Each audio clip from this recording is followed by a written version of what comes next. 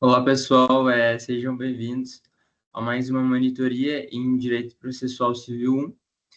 E semana que vem a gente vai fazer uma revisão para a prova integrada, mas essa semana gostaria de tratar um último assunto dentre, né, os temas que deu para tratar, porque essa matéria é bem extensa e a gente só tem uma hora, menos de uma hora, né, em cada monitoria para tratar.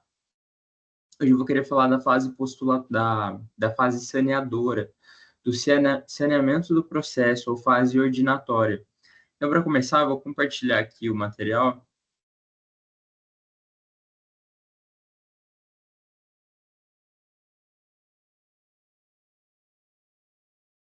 E só para a gente se situar no processo civil, eu vou tratar rapidinho sobre essa linha do tempo, para a gente não ficar meio perdido, assim, onde que a gente está no processo.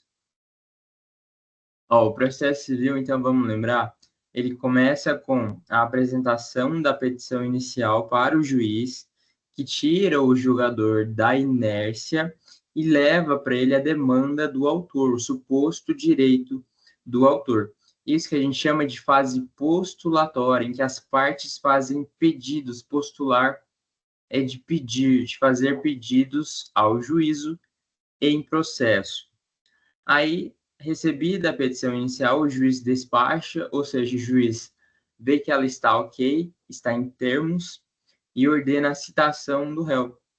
Ordena a citação do réu para participação na audiência de mediação e conciliação, de tentativa de mediação e conciliação. Eventualmente, se a tentativa de mediação for infrutífera, então a gente caminha para a resposta do réu, para a contestação. Tudo isso aqui é a fase postulatória. Agora, a gente vai ver esses dois tópicos aqui hoje, na monitoria, que fazem parte do saneamento concentrado, que são as providências preliminares do juiz e a possibilidade de julgamento conforme o estado do processo. Esses dois grandes eventos aqui compõem o saneamento concentrado do magistrado. Sanear vem de corrigir. A todo momento, é claro, desde o despacho da inicial, o juiz eventualmente está analisando a inicial. Mas aqui nesses dois tópicos, nas providências preliminares, né, nesses dois momentos, ou na possibilidade de julgamento conforme o estado do processo, a gente tem uma concentração da fase saneadora, uma concentração de atos que vão visar aí a correção, a ordenação do processo. Localizando onde a gente está, então a gente passou aqui da resposta do réu, a gente passou da fase postulatória e a gente caminha aqui na linha do tempo processual para as providências preliminares e o possível julgamento conforme o estado do processo, o que a gente também chama esses dois tópicos de saneamento concentrado. Então, vamos para o conteúdo. Deixa eu abrir aqui o fase saneadora ou fase ordinatória. O próprio nome, ele é intuitivo. Sanear vem de corrigir. É uma fase que o juiz vai se concentrar, se debruçar a corrigir eventuais erros. Ela é uma fase ordinatória. O juízo vai colocar em ordem o processo em todos os seus aspectos. A peça que o autor apresentou, se ela está ok. A peça que o réu apresentou, se está ok. E se eventualmente há algum erro que precisa ser sanado, se há alguma medida a ser tomada para o correto andamento do processo, é nessa fase em especial que o juiz vai se manifestar a respeito dessas questões, nas chamadas providências preliminares, ou seja, atitudes que o juiz vai tomar de forma antecipada para dar prosseguimento, seguimento adequado para o processo, de modo a corrigir eventuais vícios. Os autos vão conclusos, né? Esse é o termo, conclusos ao juiz, os autos são encaminhados ao juiz e ele vai fazer, então, esse saneamento. Então, o juiz ele tem 7 possíveis medidas diferentes que ele pode adotar. Uma delas é o julgamento antecipado são, né, dentre as providências preliminares, a gente tem as providências preliminares e o julgamento antecipado, dentre as possíveis medidas que o juiz vai tomar. Então, vamos ver aí quais são as possíveis atitudes, providências, ações que o juiz pode tomar para sanear, para corrigir o processo.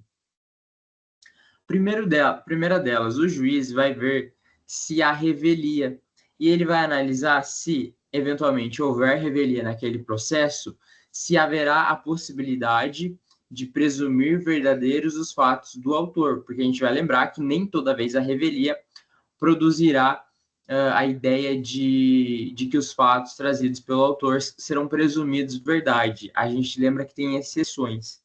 Mas se aplicar a revelia e aplicar os efeitos da revelia como a presunção de veracidade de tudo quanto foi trazido pelo autor na inicial, o juiz pode julgar o mérito antecipadamente. Então, ele vai proferir sentença nos autos daquele processo ali mesmo. Ele não vai dar prosseguimento aos atos processuais, ele já vai julgar ele ali mesmo. Isso eu vou destrinchar um pouco mais no próximo tópico, mas o que é importante nessa providência preliminar, não é o julgamento em si que a gente está vendo, e sim é o juiz analisar se há a revelia e a aplicação da presunção de veracidade.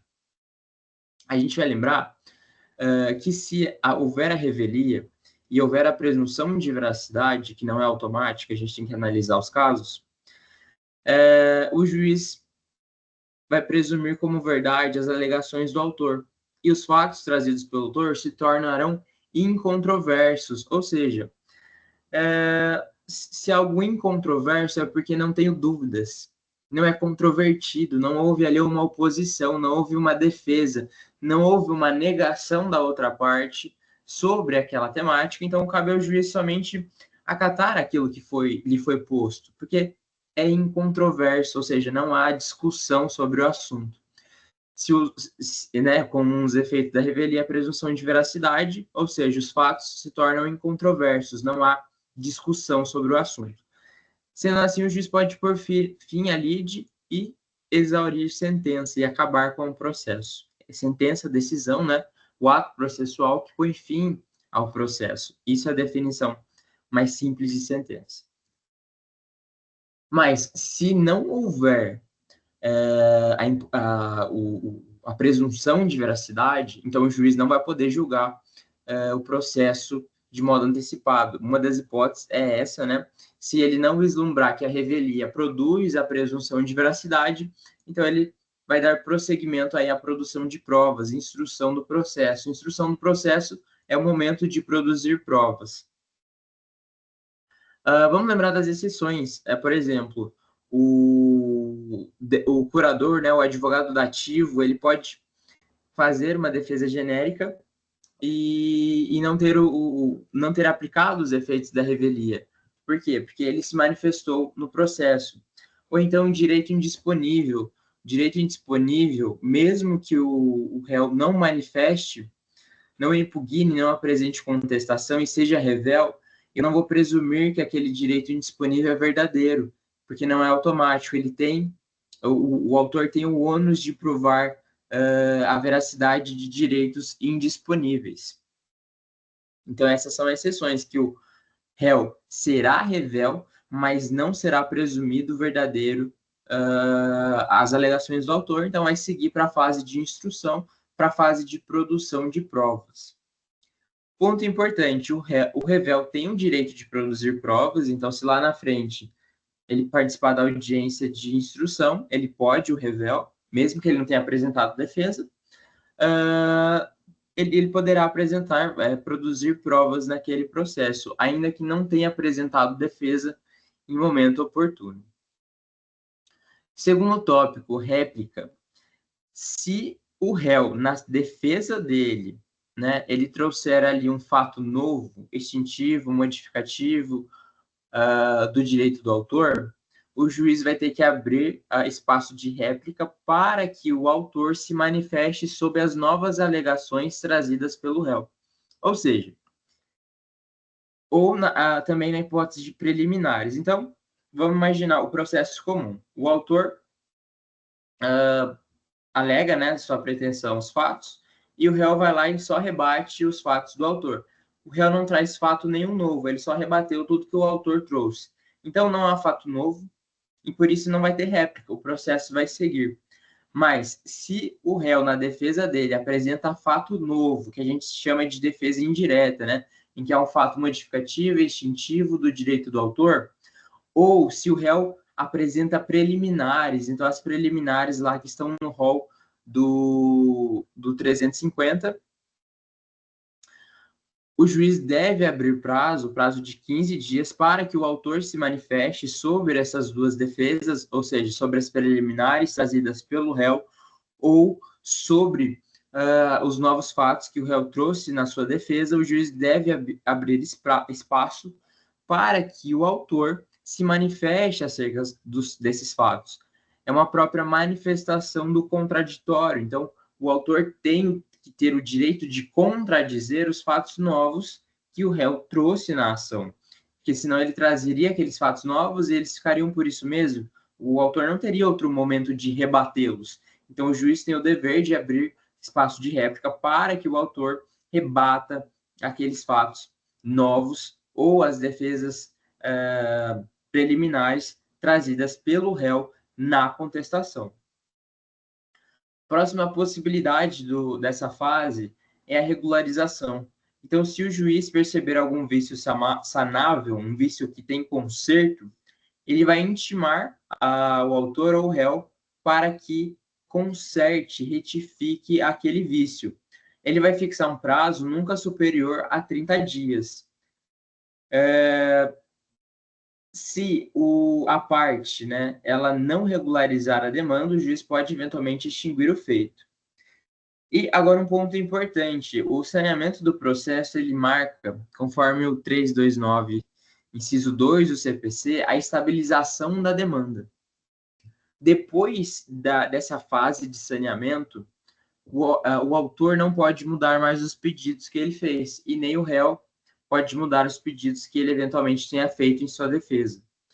A demanda se estabiliza, como se ela se petrificasse quanto aos seus pedidos, quanto aos seus limites de discussão, e a partir do saneamento, eu não posso mais modificar aí os pedidos nas peças, seja do autor ou seja do réu.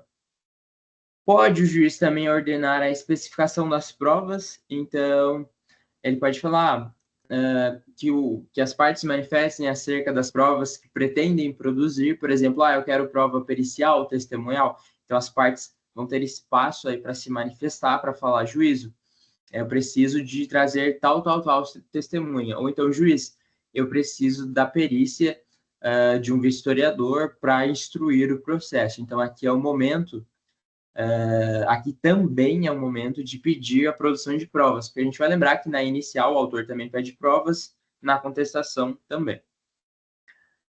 5, acho que o julgamento conforme o estado do processo é o grande tópico da fase de saneamento. Então, o que é o julgamento conforme o estado do processo? É a possibilidade do juiz julgar o processo naquele estado em que ele se encontra, sem passar para as próximas fases do processo. Ele julga conforme o estado de agora, por isso julgamento conforme o estado do processo. Então, a gente tem que preencher os requisitos legais, obviamente, para que o juiz possa manifestar essa decisão.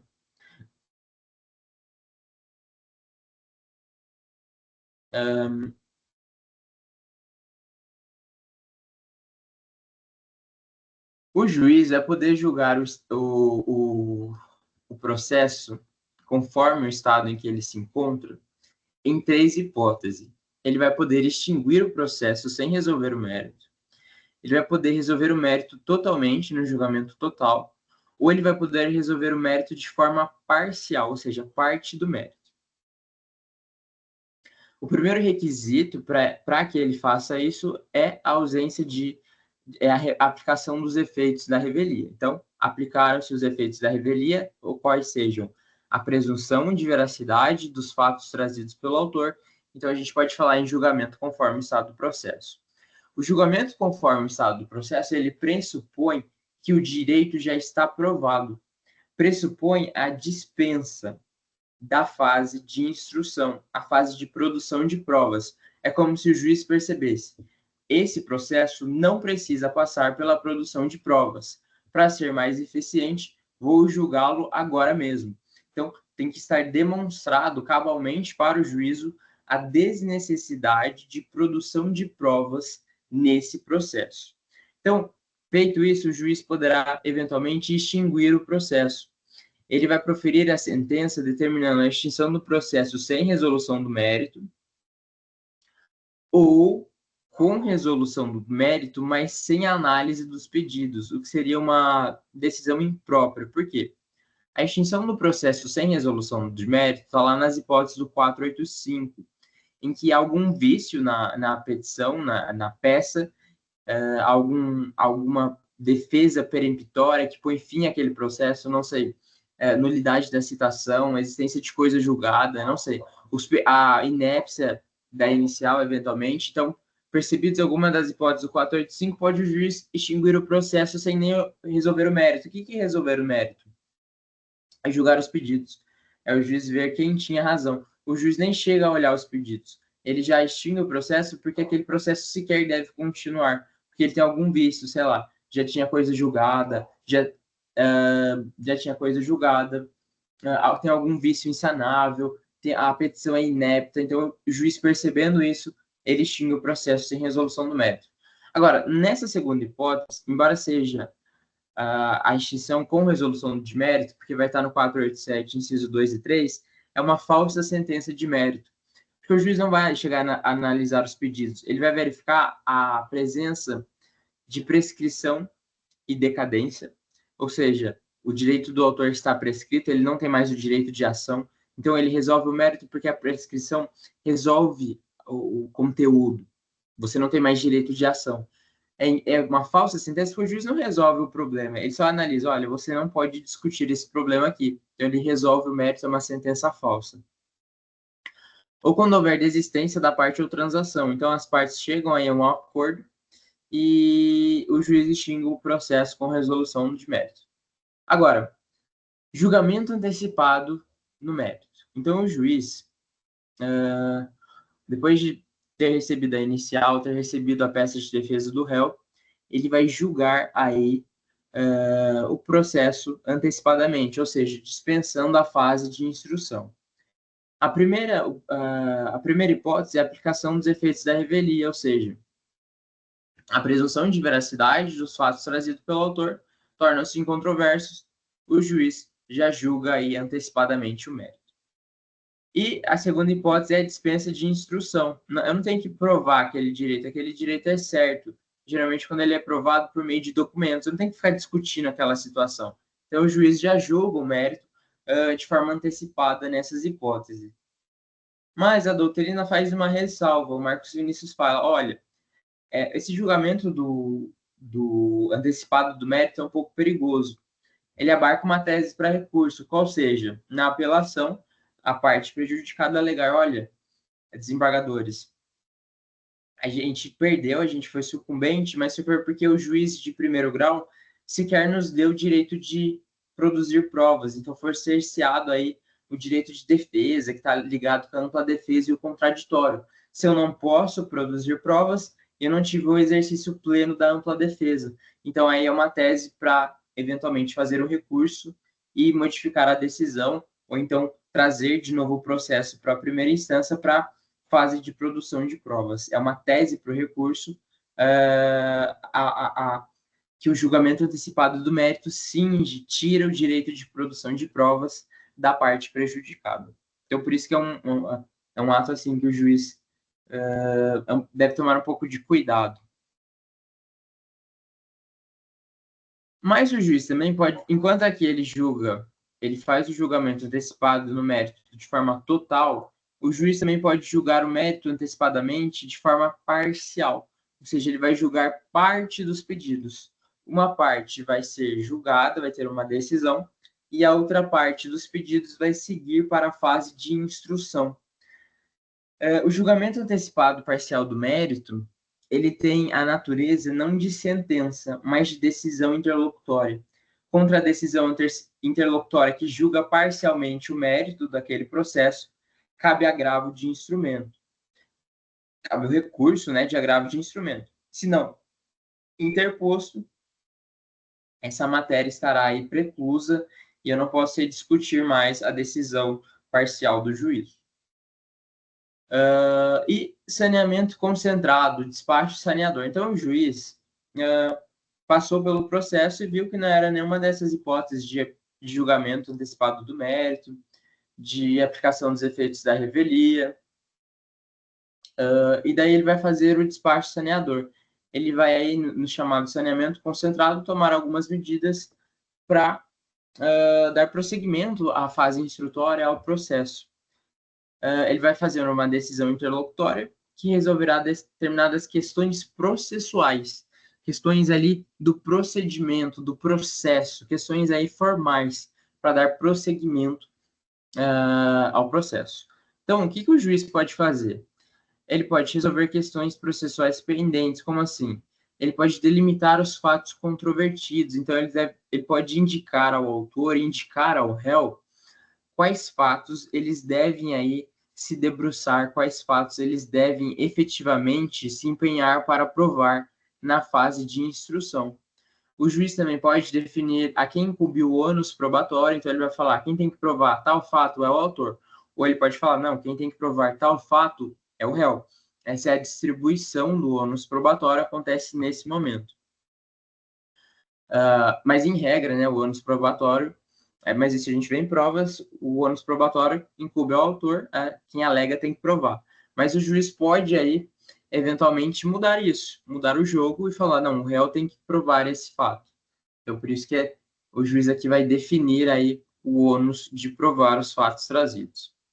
Ele pode delimitar as questões de direito que são relevantes, que ele quer discutir em a fundo com as partes, e ele pode até marcar uma audiência, a audiência de instrução e julgamento, ele já pode prever uma data. Pelo princípio da cooperação, as partes devem ajudar o juízo nessa fase de saneamento. Então, eventualmente, o juiz pode até chamá-las em uma audiência especial para fazer o saneamento junto com elas. Então, ali para esclarecer já de uma vez pontos obscuros no processo e dar esse seguimento à demanda, né, no judiciário. Estabilização da decisão. No saneamento concentrado, a gente tem duas decisões de diferente natureza. A gente tem decisões de natureza que dão um mero andamento ao processo. É só uma formalidade. O juiz pede um esclarecimento, o juiz eventualmente cita a parte intima a parte para prestar esclarecimentos durante o processo. Ele só vai dar andamento no feito. Ele pede para emendar alguma parte da peça que teve um erro material. Então, são coisas formais, não interferem na estrutura da peça, na estrutura do processo em si, que são essas questões de natureza de andamento do processo. Mas tem decisões de natureza que incidem no mérito da questão, incidem em questões que abarcam o mérito do processo. Então, a gente vai ter efeitos diferentes de acordo com a natureza da decisão do magistrado. Se a decisão do juiz for de mero andamento, de mera processualidade, e são matérias, em geral, que não se encaixam no rol do 1015, do artigo 1015 do CPC. O artigo 1015 do CPC tem um rol taxativo de hipóteses que ensejam agravo de instrumento. Se a decisão do juiz não se encaixa em nenhuma dessas hipóteses de agravo de instrumento, elas são decisões de mero andamento. Decisões de mero andamento, a parte tem 5 dias para pedir esclarecimento para o juiz. Se ela não pedir, a decisão se torna estável e ela não pode discutir mais aquela matéria. Mas, eventualmente, se ela quiser analisar isso em apelação, ela pode. A matéria não preclui. A matéria só se estabiliza, a decisão do juiz se torna instável até a sua sentença. Mas a matéria não precluiu, ou seja, eu tenho o direito de rediscuti-la em recurso. Agora, se forem decisões que se encaixam no rol do artigo 1015 do CPC, se tratam de decisões que comportam um agravo de instrumento. A parte tem o dever, direito-dever, né, de apresentar o agravo de instrumento no prazo de 15 dias. Por exemplo, se é uma decisão que decide a redistribuição do ônus da prova, a parte tem 15 dias para interpor o agravo de instrumento e rediscutir a matéria no tribunal. Se a parte não interpõe agravo de instrumento em 15 dias, a preclusão consumativa da matéria, ou seja, ela não pode mais discutir essa matéria nem naquele processo que está em curso, no juízo apoio, em primeira instância, e nem em recurso algum, em apelação, em RESP, ela não pode mais discutir isso. Está preclusa. O que é a preclusão lá de TGP? Preclusão é a perda de um direito processual, seja ele pelo decurso do tempo ou pela consumação do ato. Aqui a preclusão é temporal. Você tem 15 dias para discutir essa matéria. Não discutiu essa matéria, precluiu. Não posso mais, no futuro, rediscutir aquele assunto, porque eu tinha que ter feito isso em agravo de instrumento. Não fiz, já era. Aquela matéria ali se tornou meio que perpétua no processo. Última hipótese do saneamento concentrado, do despacho saneador. O juiz pode fixar as provas necessárias. Então, ele vai falar para as partes indicarem se pretendem aí o chamamento de perito, se pretendem trazer testemunhas, quais são os nomes das testemunhas, qual a relevância das testemunhas. Então, o juiz vai fixar aí prazo para as partes trazerem as provas necessárias para o processo seguir. Porque, evidentemente, passando o saneamento, se não foi caso de julgamento conforme o estado do processo, então o juiz meio que prepara o terreno para instrução, para a produção de provas. Bom, pessoal, para a fase instrutória era isso. Basicamente, esses são os principais pontos que eu queria tratar na monitoria de hoje. Qualquer dúvida, estou à disposição para processo civil. Semana que vem eu vou tentar fazer uma revisão aí para a prova integrada.